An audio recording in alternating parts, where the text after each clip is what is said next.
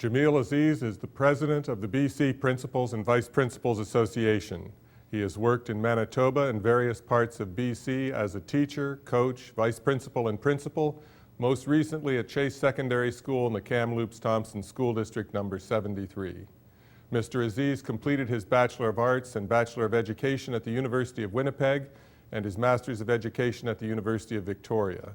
His focus is on building positive relationships with all partner groups to ensure that all students are as successful as they can be. Jameel is on secondment to BCPVPA from the Kamloops-Thompson School District, where his family still resides. Mr. Aziz has been an active public voice for meaningful education renewal in his role as president of the Principals Association. We welcome Jameel Aziz to Your Education Matters.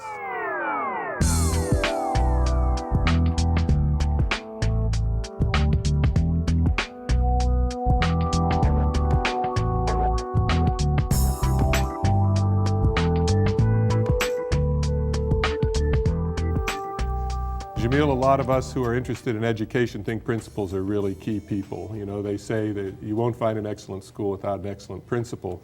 So I'm delighted to have you here to talk about things from the principal's point of view. I wanted to ask, to get things started, about the central issues that are facing your organization these days. Well, thank you, Paul. It's great to be here, and I appreciate the opportunity. We have a number of issues that we're facing right now, but I would say the most key thing for us at the moment is we've had a huge transition in the experience of our membership. We've actually come to realize that 50% or more of our members actually were not principal vice principals 5 years ago. And so we are coming to realize that our demographic is changing very quickly, that we, as their support group, need to provide education to them, support to them, information to them on a regular basis. And we're actually finding that our members are far more engaged than they were in the past. We see that through activities like the recent election we had for our board of directors and the number of people who cast ballots, the number of emails that I receive on a regular basis from members. And it is evident to us that our role is kind of emerging into really looking to provide a lot more support to principals and vice principals in terms of current information, professional development and practice, and making sure that structures are in place to support them in their leadership roles within their schools. So I hear you saying that one thing that's going on is you're inducting a good number of new people in, so they need support because they're new. Absolutely, and because of the way that things are structured in this province, many principal vice principals go straight from the classroom on Friday to becoming a vice principal on Monday without any kind of formalized training. There's only a couple of school districts within the province that have a training program for principal vice principals, but they're very far and few between, and so often being an excellent teacher has somebody recognize that maybe you have the skills in order to move into a vice principalship, that type of leadership role, but not necessarily with the support that we would like to see for individuals. And so when they join us and become our member, then we recognize very quickly that's something we need to provide. And we do run a short course every summer for new principals and vice principals, but that is something that people choose to attend or their district might send them to. Typically we have 110 to 120 attendees every year, but we know that there are more newly appointed principals and vice principals than that in the province each year. Well, you're putting your finger on something that is unique to BC that I don't know if BC people realize is as unusual as it is. My whole career's been involved in the preparation of school personnel, and the generality of the licenses here and the informality of some of the structures, as you're suggesting, how a person can move from teacher to principal without necessarily a lot of formal credentialing, is different, and yet it works in BC. And I think it's worth considering that the reason it works is there's such a well of good intentions and quality people in education, because really you wouldn't try this in a lot of places, especially around the United States where I've been. But somehow this generality and licensure with teachers and with administrators manages to function in a successful way here. Not to say it couldn't be improved, but on the other hand, the United States and Ontario is more like the United States. They're highly bureaucratic in the way they license these roles. I'm wondering too if you're suggesting the role of the principal is changing. Oh, it definitely is. The role of the principal has become much more around instructional leadership and really providing support to teachers so that they can be the best instructional leaders in their classrooms. And I always said to any of the staffs that I worked with, my job is to support you. My job is to make sure that you have the resources and that you have the ability to provide the best for the students that you have in your classroom. And obviously there is that hierarchical structure that we still have in school districts, but I really work with my teachers, and I know that most of our members, that's exactly how they structure things. The relationships that teachers have with their principal, vice principals, for the most part, are extremely cordial and respectful, and everybody works together to really get the best for kids. Again, I was used to hearing the rhetoric in the U.S., but here in BC, I've noticed that there's real substance behind it, that administrators, including principals, are truly involved in instructional redesign and renewal. And I suppose that's become even more the case with the ministry's current priorities. Yes. Yep, and we have a very good relationship with the ministry as well as our other partner groups. We have been given the opportunity to provide a voice to the ministry about changes in education, about things that we see that are working, things that we would like to see examined. There are structures that are in place, and we certainly understand and respect the hierarchies that are in place within the province, but our bottom line always is improving student achievement and doing the best for the students and families of this province, and it would be nice if some of the rhetoric could get away from that, and that we could really be given the opportunity to provide the best leadership to the staff and students that we have in our buildings. And the job has become much more managerial. There is much more paperwork, I would say, in the role because of the accountability agenda that exists. There's a lot more information that's exchanged back and forth, but somebody has to be the person to gather that. And a lot of principal, vice principals find that they are the individuals who are doing that, and so are having less time to spend in the classrooms and connecting with teachers and students, and more time locked behind doors in the office, providing the kinds of information that ministry and the accountability agenda asks for. You're putting your finger right on the double bind that principals are typically put into, which is more and more bureaucratic requests are laid on them, and then they're criticized for not being out in the classrooms and around the school working on instruction more. Absolutely, yeah. So in addition to reducing those sorts of managerial demands on principals, I suppose you have some other ideas on what could be done systemically so that they have the opportunity to be more involved in renewal. Absolutely. I mean, I would say the central issue for us right now is time, and many of the principal, vice principals in this province are facing a reduction of their time. We are expected to be instructional leaders. We are the ones who are at the grassroots or school level providing the leadership and instruction. And yet many people, they have their role reduced, or they're looking after multiple sites, or they may have a teaching component that does not allow them to take on the kind of leadership that they moved into the profession wanting to be able to do. And it's a challenge because we find that many of the younger people who are coming into the vice principal's role are finding after a couple of years it's not really what they anticipated. They really did feel that they had more ability to impact when they were an instructional leader as a teacher because, they had probably better collegial relationships with their teachers in the buildings, and they weren't bogged down with some of the paperwork that they're currently bogged down with. And it's a little disheartening, I know, for some of them, and we obviously try to make sure and advocate for as much time as possible for people. But we also want to make sure that people have the skills and the training to make sure that they can provide the best instructional leadership that they can within the building. Well, education's a people business, and some very high percentage of all the dollars spent in education go to salaries. So if there's cuts in education or if inflation isn't covered, then there's fewer people and fewer person hours to address the issues, the challenges that are there. And that's what I hear you saying is that we know that there's been a staffing squeeze in BC public education, and one of the ways it manifests itself is principal not being able to go to this instructional renewal priority perhaps as much as he or she might wish. Yes, absolutely. And even for myself, the past few years had set a schedule for myself that I would be visiting classrooms on a regular basis, and I sort of put it in my timetable as a priority because I thought unless it's there, it's not going to happen. But then when an emergent situation comes up at school, that always takes precedent over anything that you have scheduled. And I know for myself, traveling to school every day, I'd always have a vision of what my day would look like, but coming home, it often did not look that way. Yeah. And I think that's a challenge that many people face is that, you can't predict the kinds of things that are going to occur, and because it is a people business and you have to deal with the sensitivities around working with people in a respectful way, you have to give them the priority when their issues come up. Those priorities get affected by the relations that exist between the different stakeholder groups. I mean, principals have a relationship with teachers, superintendents, the ministry, and others, board members. And I wonder if those relationships at the present time are maximal, or what you would like to see happen in order to improve the flow of communication and the process of compromise and communication. Yeah, I think every partner group recognizes that it would be better if we could meet more regularly and have more frank discussions around the issues that we're facing within education. The relationships that we have with all of our partner groups are extremely respectful, and I think that frankly 95% of what we're all shooting for is identical, and it's that 5% that kind of muddles us down from time to time.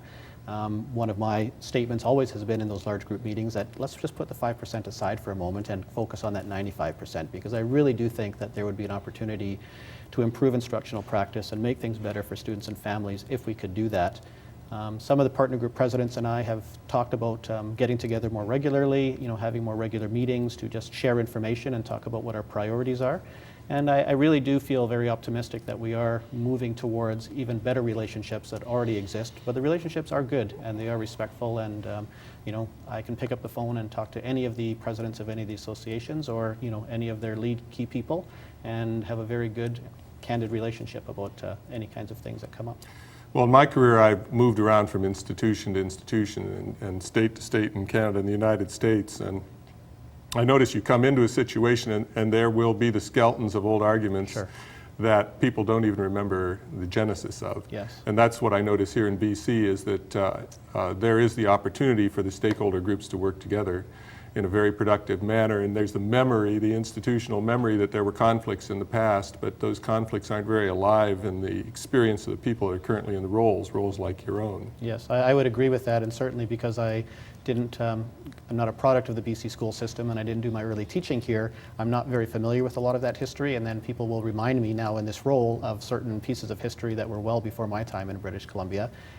I still try to make sure that everybody understands those really are the pieces of the past, and with the changing demographic that we have in our principal, vice principal role, but also in the teaching role, and we're seeing that in the superintendent's role as well, I think it's time to put some of that stuff to bed, frankly, and move on. Well, I often use Manitoba as an example of a better relationship between all the players in education, because I went out there early in my stay in BC and I saw that they had never had a strike since the 50s. The principals and teachers are in the same organization. Mm-hmm. The politicians manage not to make education a partisan issue to the extent they do in BC. There's really some hopeful things there, and education is set apart as something that's important for the welfare of our children and therefore too important for us to get involved in squabbles over. Yes, and only actually Ontario and British Columbia have separate organizations for their teachers and their principal, vice principals. Every other province and territory in Canada has everybody's members of the same organization, and I would think philosophically that probably makes good sense. Legislation here within British Columbia is what has led us to the separation of the organizations that we currently have, and I think it would be nice if we could have a little bit more enhanced communication and more regular feedback, but our primary responsibilities to our membership and enhancing their ability to perform their duties, and the BCTF have the same responsibility to their membership, and sometimes those things don't align perfectly. But that being said, I would say that the relationship that we have is extremely respectful and cordial, and we exchange positive information back and forth on a regular basis. Thank you, Jameel.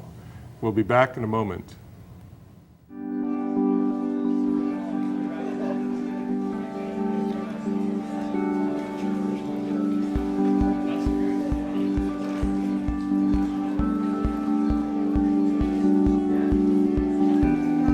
I'm ready. I want the adventure. I saw an SFU presentation back in my high school in Italy, and after a lot of research, I decided to enroll in the mechatronics program. And you know what? 3 years later, here I am working on my robots. Being in a cohort program such as STECON was a great opportunity to make friends, and some of those friendships are still lasting nowadays. I think it's really important to try things out before you actually commit to them. And my co-op experience really helped me decide what I was going to do in life. SFU is not only a place where you learn, but also a place where you can share ideas and really grow as an individual. In my first year, I was looking for clubs at SFU, and I found Engineers Without Borders. It really changed my perspective on things, and after that, I also ended up changing my major. So now I'm in my third year in engineering physics, and after taking a TA position, I really discovered a love for teaching. What I want in my life is really more than just work. I want to take on some projects in Latin America. I want to travel, and I definitely see teaching in my future, a complete life.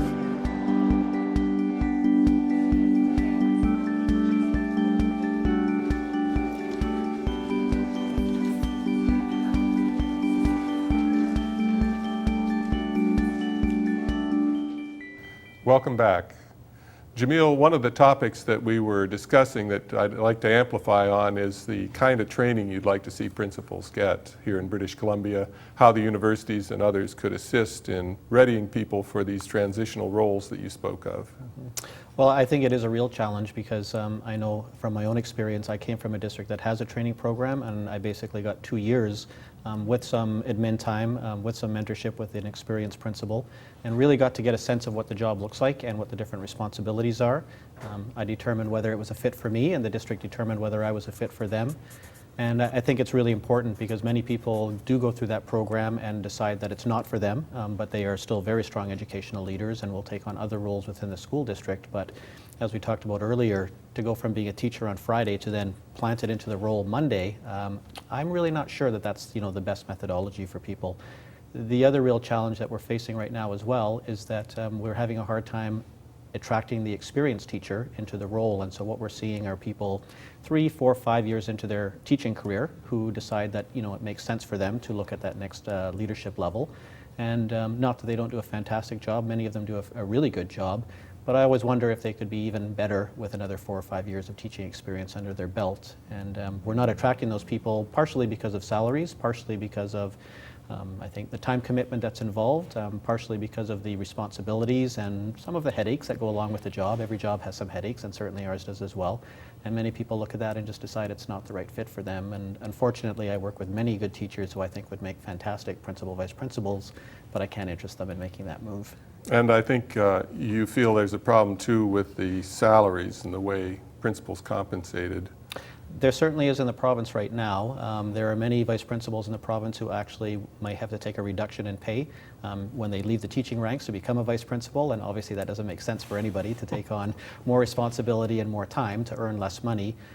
It is something that we have addressed with government on a regular basis, and we will continue to, and we're optimistic that that will be fixed over the next couple of years, but it certainly is an issue for our members because frankly, to be the person supervising individuals, I think everybody would have an expectation that you should be making, a reasonable amount of money more than those individuals that you supervise, and that's not the case in BC right now. Well, you cut through a lot of the noise recently and suggested that there needed to be a fundamental change and a kind of starting over because a lot of baggage had accumulated around the current system that has resulted in things like rankings done by private organizations, not the government. So if we were to start over or wipe the slate clean in the ways that you were suggesting, what would some of the elements of that be? Well, I think first of all, it would have to be bringing all of the partner groups together to have a conversation once again, because our putting an ideology on the table that teachers don't agree with, or superintendents don't agree with, or parents don't agree with, isn't going to get us anywhere. We're just going to very quickly revert back to the same places that we've been before. I think that everybody has the best interest of students and families at heart, and I was at a recent conversation with many of the partner groups in that room, and I was really quite impressed with the fact that the ideologies we were talking about were not dramatically different. In fact, people really did recognize that there were some things that we certainly could be doing better.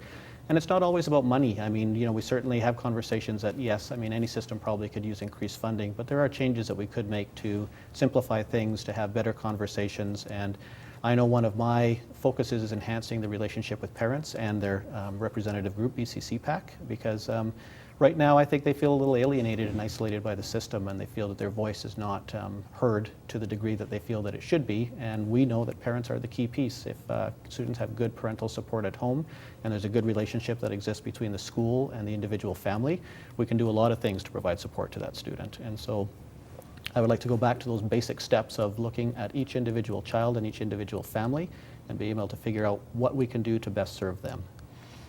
Would ranking schools be a part of the reform that you would envision? No, definitely not.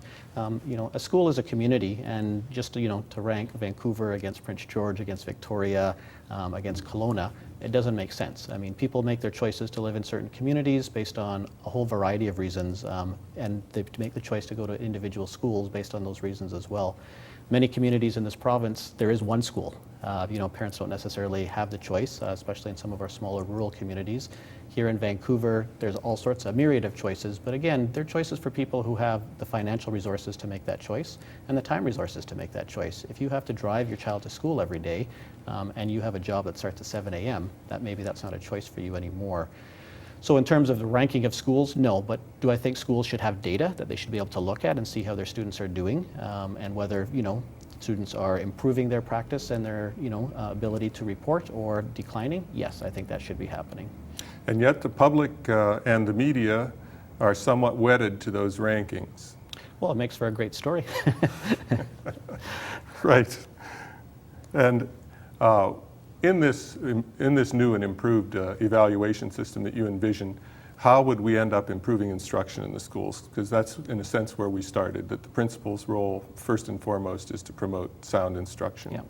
Well, I was heartened to see some of the initiatives that government has been undertaking in terms of early training, identifying issues early, because, as has been discussed many times, the students who aren't reading by grade 3, and in fact, I've heard even as early as kindergarten, people can predict how well a child may be able to do. I was at, I think it was in the United States, a recent seminar where they kind of talked about in kindergarten they could determine actually which percentage of children would be in the penal system, 10 to 15 or 20 years later based on how they were doing in kindergarten. And that obviously suggests that there are some really early interventions that we can be taking, and we have to make sure that our students are starting school, ready and prepared and with the same skills and abilities to move forward. If I have a student in grade 8 who can't read, it doesn't matter that they're not going to do well in English, but they're also not going to do well in math and science because they can't read the textbook. Literacy is the heart of everything that we do, and it needs to be the focus of everything we do in education. And maybe that just has to be the sole focus. And I know there are places that are, doing those kinds of things. They have, really intensive pullouts. They're really trying to make sure that they identify early students who have some abilities with literacy and numeracy, and then putting some interventions into place to help them. But again, that has to happen with family support, and it has to happen with the understanding on the parental side that they're going to have to provide that support at home. The 5 hours a day that we have the student probably isn't going to take care of all of those needs. And before we run out of time, I wanted us to say something about values in school and promoting the values that we all hold as a community, like multiculturalism. Do you think today's BC schools are out in front on those topics?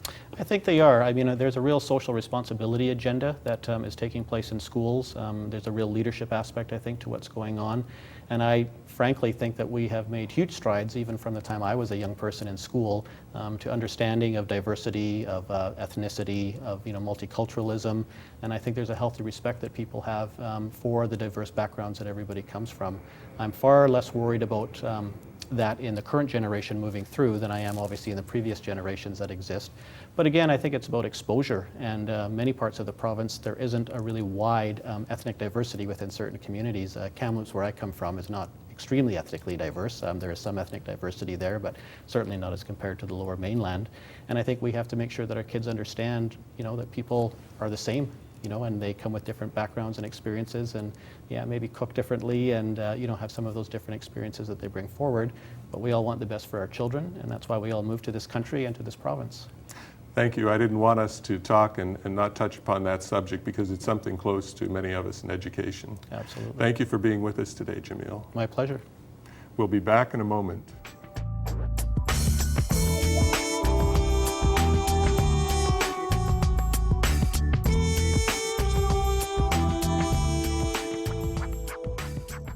In one city I know, a well-intentioned group of town leaders funded a high school that would be based on developing high-tech careers for its students.